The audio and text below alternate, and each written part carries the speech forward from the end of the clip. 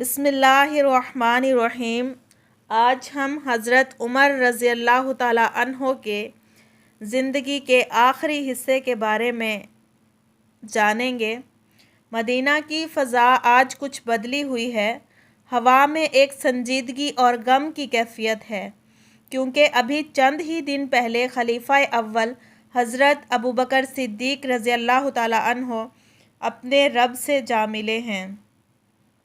یہ وہ ہستی تھی جن کے کندھوں پر نبوت کے بعد سب سے بھاری ذمہ داری تھی، اور جن کے فیصلے، حلم، عاجزی اور وفاداری نے امت کو ایک لڑی میں پرو رکھا تھا۔ اب ان کی وفات کے بعد سب کی نظریں ایک ہی سوال پر جمی ہیں کہ اگلا خلیفہ کون ہوگا۔ مسجد نبوی میں صحابہ کرام کا ایک حلقہ موجود ہے۔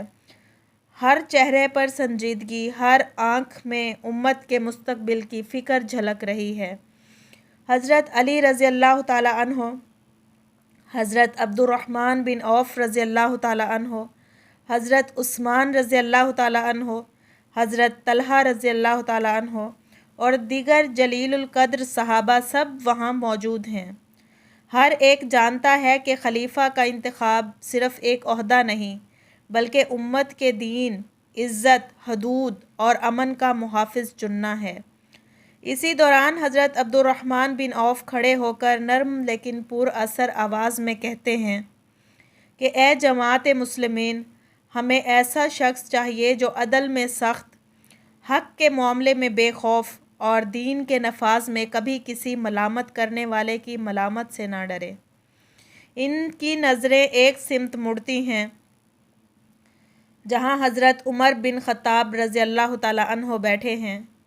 قد آور، مضبوط جسم، چہرہ ڈھکا ہوا، مگر رعب اور وقار کا حالہ صاف محسوس ہوتا ہے۔ وہ جن کے دور اندیش فیصلے، شجاعت اور نبی کی دعا ان کے لیے جو تھی، تو وہ ہمیشہ امت کے دل میں نقش ہیں۔ حضرت ابوبکر صدیق رضی اللہ تعالیٰ عنہ کی زندگی میں ہی وفات سے قبل انہوں نے واضح وصیت کی تھی کہ میری رائے میں تمہارے لیے سب سے بہتر شخص عمر بن خطاب رضی اللہ تعالیٰ عنہ ہیں۔ انہیں سنبھالو اور ان کی اطاعت کرو۔ یہ وصیت جیسے ہی صحابہ رضی اللہ تعالیٰ عنہ کو یاد آتی ہے، ان کے دل میں ایک اطمینان پیدا ہوتا ہے۔ حضرت علی رضی اللہ تعالیٰ عنہ بھی آگے بڑھ کر کہتے ہیں کہ عمر سے بہتر کوئی نہیں، وہ حق کے معاملے میں کبھی نرم نہیں پڑتے۔ پھر سب کی زبان سے ایک ہی جملہ نکلتا ہے، ہم حضرت عمر رضی اللہ تعالیٰ عنہ کی بیعت کرتے ہیں۔ ایک ایک صحابی آگے بڑھ کر حضرت عمر رضی اللہ تعالیٰ عنہ کے ہاتھ پر بیعت کرتا ہے۔ بیعت کے الفاظ مدینہ کی فضاؤں میں گونج رہے ہیں۔ ہم آپ کی بات سنیں گے، آپ کی اطاعت کریں گے اور دین کے ہر حکم میں آپ کا ساتھ دیں گے۔ حضرت عمر رضی اللہ تعالیٰ عنہ کا دل اس لمحے بوجھل ہے۔ وہ جانتے ہیں کہ یہ ذمہ داری آسان نہیں، آنکھوں میں آنسو ہیں، اور وہ اللہ کے حضور عاجزی سے دعا کرتے ہیں کہ اے اللہ، مجھے اس امت کا بوجھ اٹھانے کی طاقت دے اور مجھے عدل قائم کرنے والا بنا دے۔ یہ وہ دن تھا جب مدینہ میں ایک نیا دور شروع ہوا، دور فاروقی، ایک ایسا دور جو عدل، فتوحات اور اسلام کے پرچم کو دنیا کے کونے کونے تک لے جانے والا تھا۔ اب ہم ذکر کرتے ہیں کہ حضرت عمر رضی اللہ تعالیٰ عنہ کے دور خلافت میں جو عدل، فتوحات اور نظام عدل قائم ہوا۔ مدینہ کی صبح کا منظر ہے۔ سورج کی پہلی کرنیں مسجد نبوی کے ممبر کو روشن کر رہی ہیں، پرندے فضا میں چہچہا رہے ہیں، مگر شہر کے باسیوں کی نظر ایک ہی سمت جمی ہے، مسجد کے صحن میں، جہاں خلیفہ وقت حضرت عمر رضی اللہ تعالیٰ عنہ کے ایک عام کپڑے پہنے، ایک لاٹھی ہاتھ میں لیے، بغیر کسی شان و شوکت کے آہستہ آہستہ ممبر کی طرف بڑھ رہے ہیں۔ ان کا چہرہ تو ہمیشہ کی طرح ڈھکا ہوا ہے، لیکن ان کے قدموں کی مضبوطی، لہجے کی سچائی اور آنکھوں کی گہرائی میں چھپا ہوا درد اور خوف خدا ہر دیکھنے والے کو محسوس ہو رہا ہے۔ وہ بیٹھتے نہیں بلکہ کھڑے ہو کر لوگوں کو خطاب کرتے ہیں، لوگو، تم پر میرا حق یہ ہے کہ میں تمہارے مال میں خیانت نہ کروں، तुम्हारे दरमियान अदल से पेश आऊँ और तुम्हारी अमानत में ख़यानत ना करूँ, और तुम्हारा मुझ पर हक़ ये है कि हक़ बात पर मेरा साथ दो, और जब मैं सीधे रास्ते से हट जाऊँ तो मुझे सीधा कर दो। ये अल्फाज मदीना की फ़ज़ाओं में गूंजते हैं। लोग जानते हैं कि ये कोई आम हुक्मरान नहीं, ये वो शख्स है जो रातों को बस्तियों में गश्त करता है, भूखे बच्चों की रोटी अपने कंधों पर आटा लाद कर पहुँचाता है, और अदालत में अगर एक आम आदमी खलीफा के ख़िलाफ़ खड़ा हो जाए तो अदल का तराजू एक पल भी नहीं झुकता।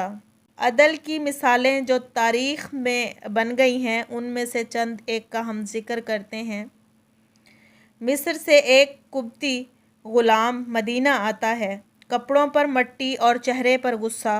वो हज़रत उमर रज़ियल्लाहु ताला अन्हो के सामने आकर कहता है, ए अमीरुल मोमिनीन, आपके गवर्नर के बेटे ने दौड़ में मुझे मारा और कहा कि मैं गवर्नर का बेटा हूँ। हज़रत उमर रज़ियल्लाहु ताला अन्हो फ़ौरन गवर्नर को ख़त लिखकर बुलाते हैं।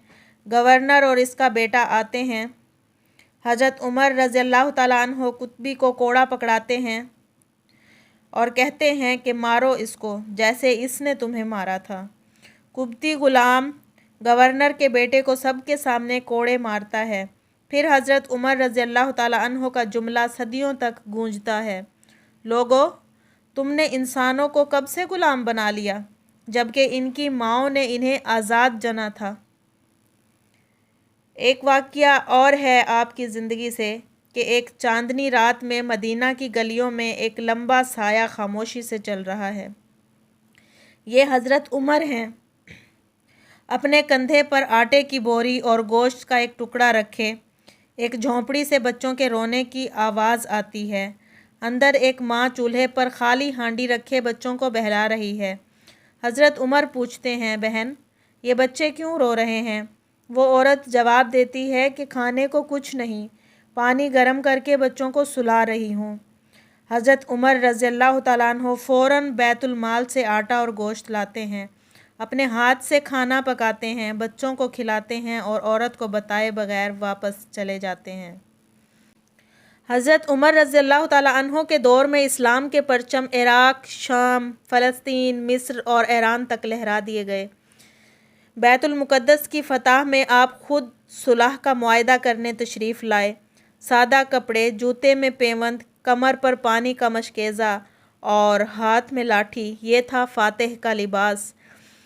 जब ईसाई पादरियों ने आपको देखा तो हैरान रह गए। उन्होंने कहा कि ये वो हुक्मरान है जिसके अदल की ख़बरें रूम और फ़ारिस तक पहुँच चुकी हैं। हज़रत उमर रज़ियल्लाहु ताला अन्हो ने काजी मुकर्रर किए, बैतुल माल का मुनज़्ज़िम निज़ाम बनाया, फ़ौज के लिए तनख्वाहें मुकर्रर कीं और आवाम के लिए पीने का पानी, मुसाफिर खानों और सड़कों का इंतज़ाम किया। इनका एक असूल था कि अगर दरियाए फ़ुरात के किनारे एक कुत्ता भी भूखा मर जाए तो उमर से इसका हिसाब लिया जाएगा। पूरा जज़ीरा अरब और उसके बाहर के इलाके अदल व इंसाफ, खुशहाली और अमन का गहवारा बन गए। रात को चिराग की लू मध्यम होती तो वो पूछते कि ये चिराग बैतुल माल का है या ज़ाती है। अगर बैतुल माल का होता तो उसे बुझा देते और अपना चिराग जला लेते। ये था हज़रत उमर रज़ियल्लाहु ताला अन्हो का दौरे खिलाफत, एक ऐसा सुनहरा बाब जो इंसानियत के लिए अदल, खिदमत और दयानत का मयार बन गया। अब हम हज़रत उमर रज़ियल्लाहु ताला अन्हो की शहादत का ज़िक्र करेंगे। मदीना की फ़ज़ा में एक अजीब सा सकूत है, मगर इस सकूत के पीछे एक भारी सा बोझ छुपा है। ये वो दिन है जिसे देखने की ख्वाहिश ना किसी मोमिन ने की और ना किसी आशिक़ रसूल ने, मगर तकदीर का फ़ैसला अटल है। फ़जर का वक्त करीब है। मस्जिद नबवी के मेहराबें एक हल्की सी रोशनी में नहा रही हैं। मुसल्ला अपनी सफ़ें दुरुस्त कर रहे हैं और हर दिल पर सकून की एक लहर तारी है। हज़रत उमर रज़ियल्लाहु ताला अन्हो, जो हमेशा की तरह सबसे पहले आते हैं, मस्जिद में दाखिल होते हैं। आपके चेहरे पर इबादत का नूर और क़यादत की वक़ार एक साथ झलक रहे हैं। आप सफ़ के आगे बढ़कर खड़े होते हैं। आपकी कमीज़ सादा है, कंधों पर चादर है, ہاتھ میں لکڑی کا عصا، وہی شان، وہی جلال جو سب کو اطمینان دیتا ہے۔ جیسے ہی آپ تکبیر تحریمہ کہتے ہیں اور سورۃ الفاتحہ کی تلاوت شروع کرتے ہیں، ایک شخص ابو لولو فیروز جو ایک غلام ہے، صفوں کو چیرتا ہوا آپ کے قریب آتا ہے۔ اس کے ہاتھ میں ایک 2 دھاری خنجر ہے۔ کسی کو گمان بھی نہیں کہ یہ لمحہ قیامت کا پیش خیمہ بن جائے گا۔ پلک جھپکتے ہی وہ آپ رضی اللہ تعالیٰ عنہ پر حملہ کرتا ہے۔ ایک وار، پھر دوسرا، پھر تیسرا، خنجر آپ کے جسم کو چیرتا ہے اور آپ کا خون محراب کی مٹی میں بہنے لگتا ہے۔ مسجد میں ایک شور برپا ہو جاتا ہے۔ کچھ لوگ حملہ آور کو پکڑنے کی کوشش کرتے ہیں، مگر وہ اپنے خنجر سے 6 مزید افراد کو زخمی کر دیتا ہے۔ آخر کار اسے قابو پا لیا جاتا ہے، لیکن اس نے خود کو ختم کر لیا۔ حضرت عمر رضی اللہ تعالیٰ عنہ زمین پر گر جاتے ہیں۔ آپ کی آواز کمزور ہے مگر ایمان سے لبریز ہے۔ آپ فرماتے ہیں کہ نماز مکمل کرو جو اللہ کے لیے ہے، وہ نماز کو نہ چھوڑے۔ آپ کو اپنے گھر لے جایا جاتا ہے۔ آپ کا پیٹ زخمی ہے، خون مسلسل بہہ رہا ہے۔ طبیب آتا ہے، دودھ پلاتا ہے، مگر وہ زخم سے باہر نکل آتا ہے۔ سب سمجھ جاتے ہیں کہ وقت قریب ہے۔ آپ کے ہونٹوں پر ایک ہی دعا، اے اللہ مجھے اپنے راستے میں شہادت عطا فرما، اپنے نبی کے شہر میں۔